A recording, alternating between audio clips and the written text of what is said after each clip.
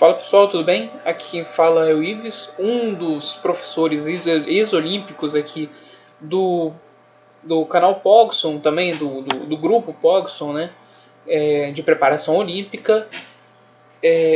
Eu tô aqui hoje para mostrar para vocês, né, uma questão que caiu ano passado e que quase toda hora cai uma questão desse tipo na Olimpíada Brasileira de Astronomia e Astronáutica. E não acho que vá ser diferente, né, nessa próxima edição.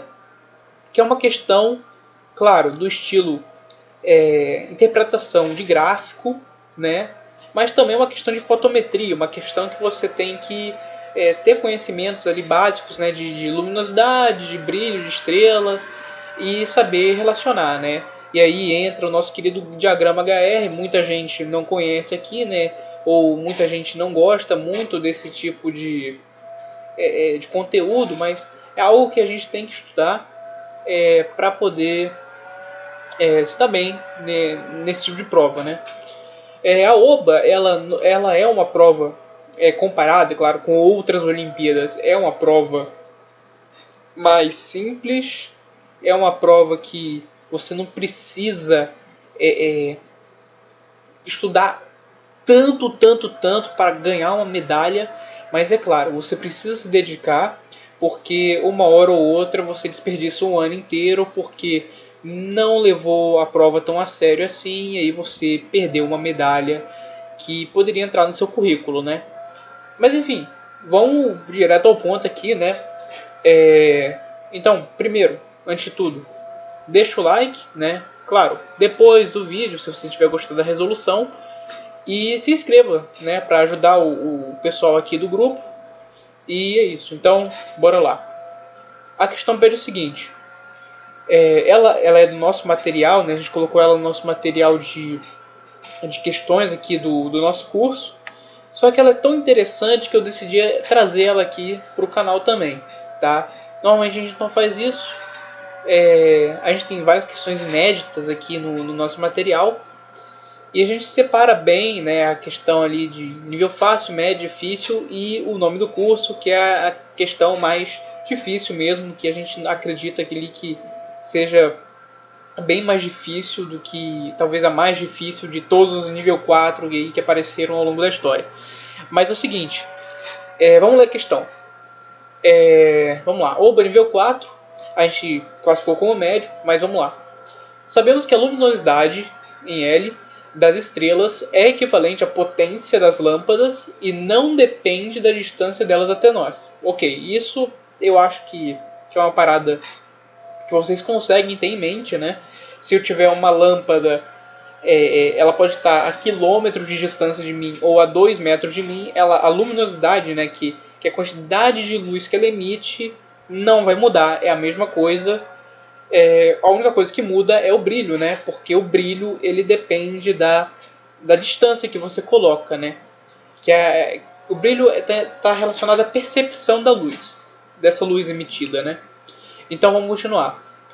Quando montamos um gráfico entre a luminosidade L e a temperatura superficial das estrelas, né, dado em T, temos o que se conhece como o diagrama Hertzsprung-Russell, ou simplesmente diagrama HR. Tá? Então é esse diagrama aí embaixo aí que vocês já estão vendo, né? Mas vamos seguir. Ele é uma ferramenta fundamental na astronomia para classificar e entender a evolução estelar. Ok, até aí sem problema, né? Ele só fala o que é o diagrama HR, mas ele ainda não problematiza, né? Então vamos ver o que ele vai pedir, né? As estrelas são posicionadas no diagrama HR de acordo com a sua temperatura superficial e a sua luminosidade. Uma coisa que eu quero que vocês reparem aqui. A questão, ela repetiu um conceito, né? Ela já disse que montou um gráfico relacionando a luminosidade com a temperatura superficial e ela diz isso de novo em outro parágrafo da mesma questão. Isso é uma parada que, claro, não sou eu que vou falar para vocês, talvez outro professor aí vai acabar falando, ou até mesmo no curso a gente vai mencionar isso, mas toda vez que você for fazer uma prova de Olimpíada, principalmente a OBA, eu recomendo que você leia primeiro o comando da questão do mesmo modo que, por exemplo, é no Enem.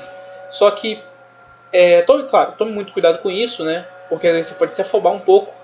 Mas aqui, como você pode perceber, tem esse problema, né? Tem a repetição de, de termos ali, né, que já foram usados e você não precisava ter lido de novo, né? Mas vamos seguir em frente. Como essa aqui é só uma questão de resolução de questão, a gente não vai ligar para esse problema, claro, né? Enfim, de acordo com a sua temperatura superficial no eixo horizontal e a luminosidade no eixo vertical, revelando conjuntos estelares conhecidos como a sequência principal, né? E ele descreve a sequência aí no gráfico abaixo. Anãs brancas gigantes e supergigantes como destaque na imagem. Ok. O Sol, por ter uma temperatura superficial de 6.000 graus Kelvin e luminosidade solar igual a 1, isso ele está falando em luminosidade solar, então ele não vai falar em watts, né, que é o que a gente normalmente usa, né, na astronomia, ou muito menos em candela, tá? Então esquece isso. Foi posicionado nas coordenadas 6.001, sendo classificado então como uma estrela da sequência principal. Ok. Posicione e classifique 3 estrelas imaginárias, E1, E2 e E3, conforme suas características descritas a seguir. Então vamos lá, né? Primeiro, E1. E1 é 10.000 vezes mais luminosa que o Sol e sua temperatura superficial é 5 vezes maior do que o do Sol. Ok, então vamos lá. Se E1 é 10.000 vezes mais luminosa, então certamente a gente já pode pegar aqui, ó, vocês estão vendo meu cursor, na faixa dos 10.000. Se eu tivesse um pontador, eu dava até para mostrar melhor para vocês, né? Mas aqui, ó, se seguir aqui, você pode traçar uma linha que vai desde a sequência principal e passa ali na região dos supergigantes. Então a gente sabe que E1 ou ela vai ser uma grande estrela ali da sequência principal, ou ela vai acabar sendo uma supergigante. Isso a gente já pode definir, né? O que vai definir agora é a temperatura, que ele fala que é 5 vezes maior que a do Sol. Então, essas 5 vezes a gente pega 6.000, que é a temperatura superficial do Sol, e multiplica por 5, que vai dar ali 30.000 graus Kelvin.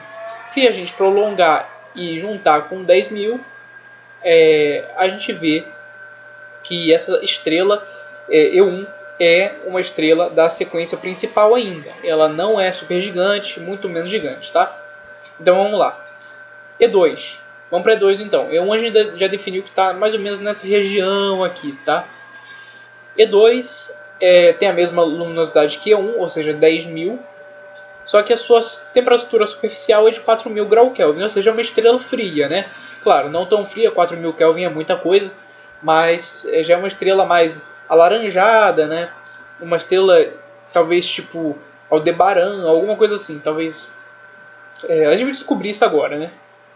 Bem, mesma luminosidade, então ela tem 10.000 luminosidades solares e ela é levemente mais fraca, né, na questão de temperatura. Então, na região dos 4.000 Kelvin. Então, beleza. A gente tem 10.000, 4.000. Prolonga um, prolonga outro. Opa, achamos mais ou menos a região de E2. Então, E2 é uma supergigante. Dá para perceber, né? Só fazer... Na prova você vai poder rasurar, você vai poder fazer o tracejadinho, não tem problema nenhum. Então você vai traçar e vai traçar aqui nos 4.000. Você vai ver que ela vai estar mais ou menos por aqui. Então ela vai ser classificada como uma supergigante fria. Beleza? E3 então. E3 tem a mesma temperatura superficial de E2. Tá? Então ela tem ali 4.000 kelvins. Tá? Fica de olho nisso. E ela também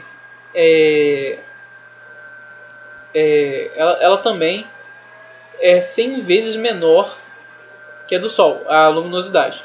Então, 100 vezes menor, a gente tem 0,01. Cara, se ela é 4.000 e 0,01, então é só a gente, de novo, faz o tracejado, a gente encontra 4.000 e a gente encontra 0,01. A gente tem ali a solução. Então ela é também da sequência principal. Mas vamos ver a pergunta, né? Uma vez posicionadas as estrelas E1, E2 e E3 no diagrama HR, assinale a única opção verdadeira. Letra A. E2 é classificada como uma estrela gigante. Vamos lá. Aqui, lembre-se, a gente tem duas classificações. É claro que ela é muito grande, é uma estrela muito grande. A gente fez aqui, né, 4.000 e 10.000 da super gigante. Só que, por mais que ela seja muito grande, ela não é gigante. Ela é super gigante, é outra categoria, né? E aqui, às vezes, você pode cair nessa pegadinha e já marca ela A direto. Fala assim, nossa, é uma estrela gigante mesmo, né? Mas aí já estrela gigante é uma categoria, estrela super gigante é outra. Você não pode errar isso de jeito nenhum. Então essa afirmativa aqui já não é. Letra B. E3 é classificado como uma estrela anã branca. Gente, vamos lá, né?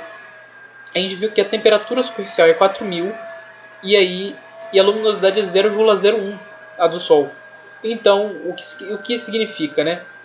Significa que a gente, né, infelizmente, vai ter uma estrela da sequência principal, não uma estrela anã branca, e por isso a B também não pode ser de jeito nenhum, né? Se você, de novo, fizer o tracejado aqui nesse quadro aqui, né? Então, 4.000, 0,01, a gente está mais ou menos ali na sequência principal. E1 e E2 são classificados como estrelas supergigantes. Bem, a gente sabe que E2 ela é supergigante, mas E1 não é. Por mais que E1 tenha uma luminosidade muito grande, a sua temperatura também é muito alta e isso faz com que ela seja da sequência principal. Então, letra C também não é. A D, E1 e E3 são classificados como estrelas da sequência principal. Opa, então vamos lá. Isso é verdade, né, gente? Vamos lá então. E1, 10.000 vezes mais luminoso que o Sol. 10.000. E é 5 vezes maior que o Sol a temperatura superficial. Então 6.000 vezes 5, 30.000. Já falamos isso. Se você for prolongar 30.000 com os 10.000 aqui do quadro, você vai ver que ela dá na sequência principal. E a mesma coisa a gente já falou da E3, né? E3 também é a sequência principal. Se prolonga 4.000 e 0,01 você vê que cai ali na sequência principal. Então nossa questão, nosso gabarito é realmente ali letra D, tá? Então é mais ou menos isso a questão. A gente poderia matar por aqui, mas claro, como a gente quer detalhar, vamos ver também a letra E, né? Então, letra E, E1, E2 e E3 são classificados como estrelas da sequência principal. Não, né? Porque E2 é nossa única exceção, porque E2 ela acaba sendo caracterizada como uma estrela super gigante, né? Como você pode ver, tanto pela descrição dela aqui, tanto no gráfico, né? Então fica fácil de detectar essa diferença. Bem, o vídeo foi esse. Espero que você tenha aprendido algumas coisas, né, nessa resolução.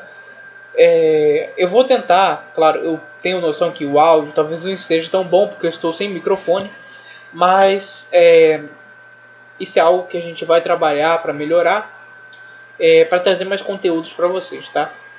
Então é isso. Fiquem com esse vídeo. Se gostou, se aprendeu alguma coisa, se finalmente, às vezes você pegou essa questão para fazer ali no site da Oba e aí, pô, eu não tô conseguindo fazer direito, errei alguma coisa aqui, não entendi muito bem. Você chega aqui, vê o vídeo, tem toda essa explicação detalhada. A gente explica, né, claro, o diagrama HR, a gente fala sobre toda essa interpretação de gráfico, que é super importante. E é isso. Então se você gostou, deixa o like, se inscreve no canal e até o próximo vídeo. Falou!